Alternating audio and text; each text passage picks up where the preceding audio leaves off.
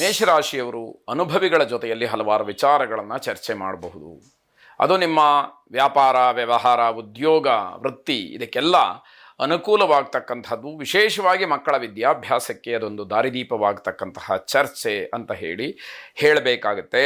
ಅಣ್ಣ ತಮ್ಮಂದಿರು, ಬಂಧುಗಳು ಎಲ್ಲರೂ ಕೂಡ ಸೌಹಾರ್ದಯುತವಾಗಿರತಕ್ಕಂತಹ ದಿವಸ. ಬಹಳ ವಿಶೇಷವಾದಂತಹ ವಿಚಾರ ಅದು. ಮಕ್ಕಳ ಭವಿಷ್ಯಕ್ಕೋಸ್ಕರವಾಗಿ ಯೋಜನೆಗಳನ್ನು ಮಾಡಬಹುದು. ಯಾವುದೋ ಹಣ ಹೂಡಿಕೆಯನ್ನು ಮಾಡಬಹುದು, ಇಲ್ಲ ಆಪद्धನವಾಗಿ ಒಂದಷ್ಟು ಹಣ ಸಂಗ್ರಹವನ್ನು ಮಾಡಿಡಬಹುದು. ಇವೆಲ್ಲವೂ ಕೂಡ ಮುನ್ನೆಲೆಗೆ ಬರುತ್ತೆ. ಪ್ರತಿಭೆ ಇರತಕ್ಕಂಥವರಿಗೆ ಅವಕಾಶಗಳು ತನ್ನಿಂದ ತಾನೇ ಒದಗಿ ಬರತಕ್ಕಂತಹ ದಿವಸವಾಗಿದೆ. ಆರ್ಥಿಕವಾದಂತಹ ಸಮಸ್ಯೆಗಳಿಗೂ ಕೂಡ ಸಣ್ಣ ಪುಟ್ಟ ಪರಿಹಾರಗಳು, ಬೇರೆ ಬೇರೆ ಮಾರ್ಗಗಳು ಸಿಕ್ಕುವಂತಹ ದಿವಸವಾಗುತ್ತೆ. ಕಲಾಕ್ಷೇತ್ರಕ್ಕೆ ಸಂಬಂಧಪಟ್ಟ ಹಾಗೆ ಹೊಸ ಹೊಸ ಅವಕಾಶಗಳು ಸಿಕ್ಕುವಂತಹ ದಿವಸ. ನಿಮ್ಮ ಪ್ರತಿಭೆಗೆ ಉಜ್ವಲವಾದಂತಹ ಭವಿಷ್ಯ ಇದೆ ಅನ್ನುವಂಥದ್ದು ಗೊತ್ತಾಗ್ತಾ ಹೋಗುತ್ತೆ. ಮನೆ ದೇವರನ್ನು ವಿಶೇಷವಾಗಿ ಪ್ರಾರ್ಥನೆ ಮಾಡಿ ಶುಭವಾಗಿ. ವೃಷಭ ರಾಶಿ, ತಪ್ಪಿಗೆ ಪ್ರಾಯಶ್ಚಿತ್ತವನ್ನು ಮಾಡಿಕೊಳ್ಬೇಕಾದಂತಹ ದಿವಸ. ಆತ್ಮಾವಲೋಕನವನ್ನು ಮಾಡಿಕೊಳ್ಳಿ. ನಿಮ್ಮ ತಪ್ಪು ಏನಿದೆ, ಯಾವ ವಿಷಯದಲ್ಲಿ ನೀವು ದುರ್ಬಲರಾಗಿದ್ದೀರಿ, ಯಾವುದನ್ನು ಸರಿ ಮಾಡಿಕೊಳ್ಬೇಕು, ಯಾವ ವಿಚಾರಗಳಲ್ಲಿ ಪಾಪ ಪ್ರಜ್ಞೆ ಕಾಡ್ತಾ ಇದೆ, ಇದೆಲ್ಲವನ್ನು ಗಮನಿಸ್ಕೊಳ್ಬೇಕಾದಂಥದ್ದು. ಆರೋಗ್ಯದ ಬಗ್ಗೆ ಸ್ವಲ್ಪ ಗಮನವನ್ನು ಹರಿಸಿ. ಮನೆಯವರ ಸಲಹೆ ಏನಿದೆ ಅದು ಬಹಳ ಮುಖ್ಯವಾಗತ್ತೆ. ಮನೆಯವರ ಮನಸ್ಸನ್ನು ಗೆಲ್ಲತಕ್ಕಂತಹ, ಅವರ ಮಾತನ್ನು ಕೇಳತಕ್ಕಂತಹ ಪ್ರಯತ್ನ ಪ್ರಾಮಾಣಿಕವಾಗಿರಲಿ. ನಾಟಕೀಯವಾದಂತಹ ವಿಚಾರಗಳು ಬೇಡ. ಜಮೀನಿಗೆ ಸಂಬಂಧಪಟ್ಟ ಹಾಗೆ ಒಂದಷ್ಟು ಚರ್ಚೆ ಆಗತ್ತೆ. ಶಾಂತಿ, ತಾಳ್ಮೆ ಇದು ಬಹಳ ಮುಖ್ಯವಾದಂಥದ್ದು. ರಹಸ್ಯ ಶತ್ರುಗಳು ನಿಮ್ಮ ವಿರುದ್ಧವಾಗಿ ಕೆಲಸವನ್ನು ಮಾಡ್ತಾ ಇರ್ತಾರೆ. ಎಚ್ಚರಿಕೆಯಿಂದ ಇರಬೇಕಾದಂಥದ್ದು. ನರಸಿಂಹಸ್ವಾಮಿಯನ್ನು ವಿಶೇಷವಾಗಿ ಪ್ರಾರ್ಥನೆ ಮಾಡಿ ಶುಭವಾಗಿ. ಮಿಥುನ ರಾಶಿ, ಬಾಕಿ ಇರತಕ್ಕಂತಹ ಎಲ್ಲ ಕೆಲಸಗಳನ್ನು ಸಂಪೂರ್ಣ ಮಾಡಿ ಅನ್ನುವಂಥದ್ದು. ಸ್ವಚ್ಛತೆಗೆ ತುಂಬ ಆದ್ಯತೆಯನ್ನು ನೀಡಬೇಕಾದಂಥದ್ದು. ಇದನ್ನು ಬಹಳ ವಿಶೇಷವಾಗಿ ಗಮನಿಸ್ಕೊಳ್ಬೇಕಾದಂಥದ್ದು. ಯಾರ ಜೊತೆಯೂ ಕೂಡ ಜಗಳವಾಗಲಿ, ಮನಸ್ತಾಪವಾಗಲಿ ಯಾವುದೂ ಕೂಡ ಬೇಡ ಅಂತ ಅರ್ಥ. ಸಾಯಂಕಾಲದ ಹೊತ್ತಿಗೆ ಸ್ವಲ್ಪ ಶಾರೀರಿಕವಾದಂತಹ ಸಮಸ್ಯೆ, ಅಸ್ವಸ್ಥತೆ ಕಾಡಬಹುದು. ಜಾಗ್ರತೆಯನ್ನು ವಹಿಸಿ. ಧಾರ್ಮಿಕವಾದಂತಹ ಭಾವನೆಗಳಿಗೆ ಧಕ್ಕೆಯನ್ನು ತಂದುಕೊಳ್ಳಬೇಡಿ. ಯುವಕ ಯುವತಿಯರಿಗೆ ಸ್ಪರ್ಧಾತ್ಮಕವಾದಂತಹ ಪರೀಕ್ಷೆಗಳಲ್ಲಿ ಯಶಸ್ಸು ಅನ್ನುವಂತಹ ಯೋಗವಿದೆ. ದುರ್ಗಾರಾಧನೆ, ದುರ್ಗಾ ಪ್ರಾರ್ಥನೆಯನ್ನು ಮಾಡಿ ಶುಭವಾಗಿ. ಕರ್ಕಾಟಕ ರಾಶಿ, ವ್ಯಾಪಾರದಲ್ಲಿ ಅನಿರೀಕ್ಷಿತವಾದಂತಹ ಲಾಭವನ್ನು ಗಳಿಸ್ತಕ್ಕಂತಹ ದಿವಸವಾಗತ್ತೆ. ಮಾತಿನಿಂದ ಬೇರೆಯವರನ್ನ ಕಟ್ಟಿ ಹಾಕಬೇಡಿ. ನೀವು ಆಡ್ತಕ್ಕಂತಹ ಮಾತಿಗೆ ಯಾವುದೋ ಒಂದು ದಾಕ್ಷಿಣ್ಯಕ್ಕೊಳಗಾಗಿ ಬೇರೆಯವರು ಕಷ್ಟವನ್ನು, ಹಿಂಸೆಯನ್ನು ಅನುಭವಿಸ್ತಕ್ಕಂಥದ್ದು ಬೇಡ ಅಂತ ಅರ್ಥ. ಮನೆಯಲ್ಲಿ ಶುಭ ಕಾರ್ಯಕ್ರಮಗಳ ಬಗ್ಗೆ ಚರ್ಚೆಯನ್ನು ನಡೆಸಬಹುದು. ದೈನಂದಿನವಾದಂತಹ ಕಾರ್ಯಗಳಿಗೆ ಮಹತ್ವವನ್ನು ನೀಡ್ತಕ್ಕಂಥದ್ದಿದೆ. ಧಾರ್ಮಿಕ ಚಿಂತನೆಗಳಿಂದ ನಿಮ್ಮ ತಪ್ಪಿನ ಅರಿವಾಗಬಹುದು. ವಿಶ್ರಾಂತಿ ಇಲ್ಲದೆ ದುಡಿಮೆಯ ಹೊರೆ ನಿಮಗೆ ಹೆಚ್ಚಾಗಬಹುದು ಅಂತ ಅರ್ಥ. ವೃದ್ಧರಿಗೆ ಅಂದರೆ ವಯಸ್ಸಾದಂಥವರಿಗೆ ಹಣ, ಬಟ್ಟೆ ಇತ್ಯಾದಿಗಳನ್ನು ಕೊಡಿ. ಭೋಜನಕ್ಕೆ ವ್ಯವಸ್ಥೆಯನ್ನು ಮಾಡಿಸಿ. ನಿಮ್ಮ ಶಕ್ತಿಯನ್ನು ಮೀರಿ ಸಹಾಯವನ್ನು ಮಾಡಿ ಶುಭವಾಗಿ. ಸಿಂಹರಾಶಿ, ವೃತ್ತಿ ಅಥವಾ ನೌಕರಿ ನಿಮ್ಮ ಪ್ರಭಾವ ಹೆಚ್ಚಾಗಿರತಕ್ಕಂಥದ್ದು.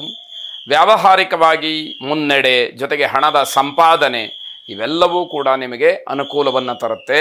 ಹಿರಿಯರ ಹೆಸರನ್ನು ಹೇಳಿಕೊಂಡು ಸಂಪಾದನೆಯನ್ನು, ಗೌರವವನ್ನು ಗಿಟ್ಟಿಸ್ತೀರಿ. ನಾನಿಂಥವರ ಮಗ ಅನ್ನುವಂತಹ ಹೆಸರನ್ನು ಹೇಳಿಕೊಂಡು ಹೆಚ್ಚು ಗೌರವವನ್ನು ಪಡಿತೀರಿ ಅಂತಕ್ಕಂಥದ್ದು. ಹಾಗೆ ಎಲ್ಲೋ ಕೇಳಿದಂತಹ ವಿಷಯಕ್ಕೆ ಪ್ರಾಮುಖ್ಯತೆಯನ್ನು ನೀಡ್ತೀರಿ. ವಿಷಯವನ್ನು ಸ್ಪಷ್ಟವಾಗಿ ತಿಳ್ಕೊಳ್ಬೇಕು. ಕೇಳಿದಂತಹ ವಿಷಯಗಳೆಲ್ಲ ಸತ್ಯವೇ ಅಂತ ಹೇಳಿ ಭ್ರಮೆಯಲ್ಲಿರ್ತಕ್ಕಂಥದ್ದು ಬೇಡ. ಮನೆಯಲ್ಲಿ ಸಂತೋಷ ಇರುತ್ತೆ. ಆ ಸಂತೋಷಕ್ಕೆ ಧಕ್ಕೆ ಬರದೇ ಇರೋ ಹಾಗೆ ನೋಡ್ಕೊಳ್ಳಿ. ಸಾಲದ ಹಣವನ್ನು ಪಡ್ಕೊಂಡು ಹೊಸ ಯೋಜನೆಯನ್ನು ಮಾಡ್ತೀರಿ, ಅದರಿಂದ ಶುಭವಾಗತ್ತೆ. ಸಾಲವನ್ನು ತೀರಿಸ್ತಕ್ಕಂತಹ ಒಂದು ಉತ್ತಮವಾದಂತಹ ಸಮಯವೂ ಕೂಡ ನಿಮಗೆ ಬರುತ್ತೆ ಅಂತ ಅರ್ಥ. ಸುಬ್ರಹ್ಮಣ್ಯ ಸ್ವಾಮಿಯನ್ನು ಪ್ರಾರ್ಥನೆ ಮಾಡಿ ಶುಭವಾಗಿ. ಕನ್ಯಾ ರಾಶಿ, ಹೊಸ ವ್ಯವಹಾರವನ್ನು ಮಾಡೋದಕ್ಕೆ ಮುಂದಾಗ್ತೀರಿ. ಅದರಿಂದ ನಷ್ಟಕ್ಕೆ ಕಾರಣವಾಗುತ್ತೆ. ತುಂಬ ದೇಹಶ್ರಮದ ದಿವಸ, ಅಂದರೆ ತುಂಬ ಕಷ್ಟಪಡಬೇಕು. ಅದಕ್ಕೆ ತಕ್ಕ ಪ್ರತಿಫಲವನ್ನು ನೋಡಬೇಕಾದ್ರೆ ಕಷ್ಟ ಇದೆ. ಆದ್ದರಿಂದ ದೇಹಶ್ರಮ ಮಾತ್ರ ಅನ್ನುವಂಥದ್ದು ತಿಳಿಬೇಕು. ಮಕ್ಕಳಿಂದ ನಿಮ್ಮ ಆಸೆ ಅಥವಾ ನಿಮ್ಮ ಸಂತೋಷ, ನಿಮ್ಮ ಇಷ್ಟಾರ್ಥಗಳು, ನಿರೀಕ್ಷೆಗಳು ಈಡೇರ್ತಕ್ಕಂತಹ ಸಮಯ ಇದೆ. ತಾಳ್ಮೆ ಇರಲಿ ಅನ್ನುವಂಥದ್ದು. ಸಾಲದ ವಿಚಾರಕ್ಕೆ ಹೋಗುವಂಥದ್ದು ಬೇಡ. ಸರ್ಕಾರಿ ಸಮಸ್ಯೆಗಳು ಎದುರಾಗ್ತಕ್ಕಂತಹ ದಿವಸ, ಅದನ್ನು ಬಹಳ ಧೈರ್ಯದಿಂದ ಬುದ್ಧಿವಂತಿಕೆಯಿಂದ ಎದುರಿಸಬೇಕಾದಂಥದ್ದು. ವೈವಾಹಿಕ ಜೀವನದಲ್ಲಿ ಅತೃಪ್ತಿಯನ್ನು ನೋಡಬೇಕಾಗತ್ತೆ, ಸಮಾಧಾನ ಇಲ್ಲದೆ ಇರತಕ್ಕಂಥದ್ದು. ಲಕ್ಷ್ಮೀನಾರಾಯಣನನ್ನು ಪ್ರಾರ್ಥನೆ ಮಾಡಿ ಅನುಕೂಲ ಇರತಕ್ಕಂಥವರು ಲಕ್ಷ್ಮೀನಾರಾಯಣ ಹೃದಯ ಸ್ತೋತ್ರ ಪಾರಾಯಣವನ್ನು ಮಾಡಿಸಿ ಪ್ರಸಾದವನ್ನು ಸ್ವೀಕಾರ ಮಾಡಿ ಶುಭವಾಗಿ. ತುಲಾರಾಶಿ, ನಿಮ್ಮ ಚಟುವಟಿಕೆ ನಿಮಗೆ ಒಂದಷ್ಟು ಸಮಸ್ಯೆಯನ್ನು ಮಾಡಬಹುದು ಅಥವಾ ಅದರಿಂದ ನಿಮಗೆ ಅಪಾಯ ಅನ್ನುವಂಥದ್ದು ಒದಗಬಹುದು ಅಂತ ಅರ್ಥ. ಕುಟುಂಬ ಸದಸ್ಯರ ಜೊತೆಯಲ್ಲಿ ವೈಮನಸ್ಯವನ್ನು ಇಟ್ಕೊಳ್ಳುವಂಥದ್ದು ಬೇಡ. ವ್ಯಾಪಾರ ವ್ಯವಹಾರ ಇವೆಲ್ಲವೂ ಕೂಡ ನಿಮಗೆ ಒಂದಷ್ಟು ಸಮಸ್ಯೆಯಾಗಿಯೇ ಕಾಡುವಂಥದ್ದಿದೆ. ಶ್ರಮಕ್ಕೆ ತಕ್ಕ ಪ್ರತಿಫಲ ಇರುವುದಿಲ್ಲ. ಮನಸ್ಸಿಗೆ ಸ್ವಲ್ಪ ಬೇಸರ ಅಥವಾ ದುಃಖ ಅನ್ನುವಂಥದ್ದಿರುತ್ತೆ. ಏಕಾಂಗಿತನ, ಒಂಟಿತನ ಹೆಚ್ಚಾಗಿ ಕಾಡುವಂಥದ್ದು. ಪ್ರತ್ಯಂಗಿರಾ ದೇವಿಯನ್ನು ಪ್ರಾರ್ಥನೆ ಮಾಡಿ, ಪ್ರತ್ಯಂಗಿರಾ ದೇವಿಯನ್ನು ಕುರಿತು ನಿಮ್ಮ ಕಷ್ಟಗಳನ್ನೆಲ್ಲ ನಿವಾರಿಸ್ತಕ್ಕಂತಹ ಸಂಕಲ್ಪವನ್ನು ಮಾಡಿ ಶುಭವಾಗಿ. ವೃಶ್ಚಿಕ ರಾಶಿ, ತಾಳ್ಮೆಯಿಂದ ಕೆಲಸ ಮಾಡಿದರೆ ಜನಮನ್ನಣೆ ಸಿಕ್ಕುವಂಥದ್ದಿದೆ, ಜನ ಮೆಚ್ಚುಗೆ ಸಿಕ್ಕುವಂಥದ್ದಾಗುತ್ತೆ. ಹಣದ ಮತ್ತು ಲಾಭದ ವಿಚಾರ ಎಲ್ಲವೂ ಕೂಡ ನಿಮ್ಮದಾಗೋ ಹಾಗೆ ಮಾಡುತ್ತೆ ಅಂತ ಅರ್ಥ. ಕುಟುಂಬದವರ ಸಹಕಾರ ನಿಮಗೆ ಎಲ್ಲ ಕೆಲಸಗಳಲ್ಲೂ ಕೂಡ ಸಿಕ್ಕುವಂಥದ್ದಿದೆ. ರಾಜಕಾರಣಿಗಳಿಂದ ಅನುಕೂಲವಾಗ್ತಕ್ಕಂತಹ ಯೋಗವೂ ಕೂಡ ನಿಮಗೆ ಈ ದಿವಸ ಪ್ರಾಪ್ತವಾಗುತ್ತೆ. ಜವಾಬ್ದಾರಿ ಹೊತ್ತಂತಹ ಕೆಲಸಗಳಲ್ಲಿ ಯಶಸ್ಸಿದೆ, ಆದರೆ ತುಂಬ ಪ್ರಯಾಸವಾಗುತ್ತೆ. ಅಂದರೆ ಕಷ್ಟಪಟ್ಟು ನೀವು ಅದನ್ನು ನಿಮ್ಮದಾಗಿಸ್ಕೊಳ್ಬೇಕು ಅನ್ನುವಂಥದ್ದು. ಉದ್ಯಮಿಗಳಿಗೆ ತುಂಬ ಅನುಕೂಲಕರವಾದಂತಹ ದಿವಸ. ಗಣಪತಿಯನ್ನು ವಿಶೇಷವಾಗಿ ಪ್ರಾರ್ಥನೆ ಮಾಡಿ, ಗಣಪತಿಗೆ 21 ಗರಿಕೆಗಳನ್ನು ಸಮರ್ಪಣೆ ಮಾಡಿ ಪ್ರಾರ್ಥನೆ ಮಾಡಿ ಶುಭವಾಗಿ.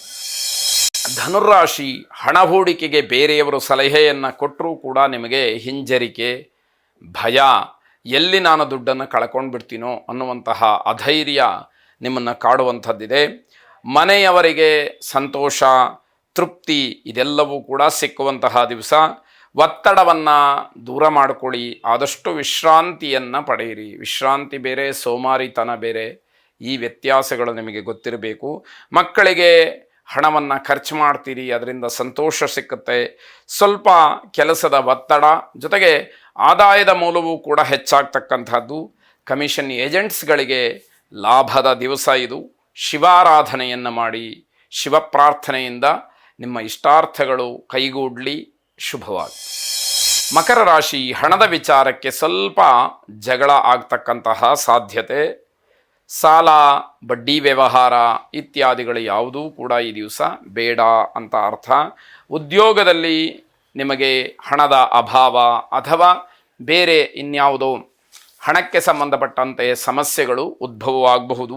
ಬೇರೆಯವರ ಕೆಲಸದ ಜವಾಬ್ದಾರಿಯನ್ನು ಹೊತ್ಕೊಳ್ಬೇಡಿ. ನಿಮ್ಮ ಕೆಲಸವನ್ನು ನಾನು ಮಾಡಿಕೊಡ್ತೀನಿ ಅಂತ ಹೇಳಿ ಭರವಸೆಯನ್ನು ಕೊಟ್ಟು ಆ ಜವಾಬ್ದಾರಿಯನ್ನು ನೀವು ಸ್ವೀಕಾರ ಮಾಡಿದರೆ ಆ ಕೆಲಸವನ್ನು ನಿಭಾಯಿಸ್ತಕ್ಕಂಥದ್ದು ಕಷ್ಟವಾಗಬಹುದು. ಎಚ್ಚರಿಕೆ ಇರಲಿ. ನಕಲಿ ಖರೀದಿಯಿಂದ ಮೋಸ ಹೋಗುವಂತಹ ಸಾಧ್ಯತೆ. ಯಾವ ವಸ್ತು ನಿಮಗೆ ಬಹಳ ಪ್ರಿಯವಾಗುತ್ತೋ ಅದು ನಕಲಿಯಾಗಿರುತ್ತೆ. ಹಣವನ್ನು ಮಾತ್ರ ಹೆಚ್ಚು ಕೊಟ್ಟಿರ್ತೀರಿ, ಇದರಿಂದ ನಷ್ಟವಾಗಬಹುದು ಅನ್ನುವಂತಹ ಸೂಚನೆ. ಉಚಿತವಾದಂತಹ ಸಮಯವನ್ನು ಅಧ್ಯಯನಕ್ಕೋಸ್ಕರವಾಗಿ, ವಿಚಾರ ಸಂಗ್ರಹಕ್ಕೋಸ್ಕರವಾಗಿ ಮೀಸಲಿಟ್ಟುಕೊಳ್ಬೇಕು. ಅನಾವಶ್ಯಕವಾದಂತಹ ಪ್ರಯಾಣವನ್ನು ಮಾಡಬೇಡಿ. ಅನವಶ್ಯವಾದಂತಹ ಪ್ರಯಾಣದಿಂದ ಸಮಸ್ಯೆಗಳನ್ನು ಎದುರಿಸಬೇಕಾಗತ್ತೆ.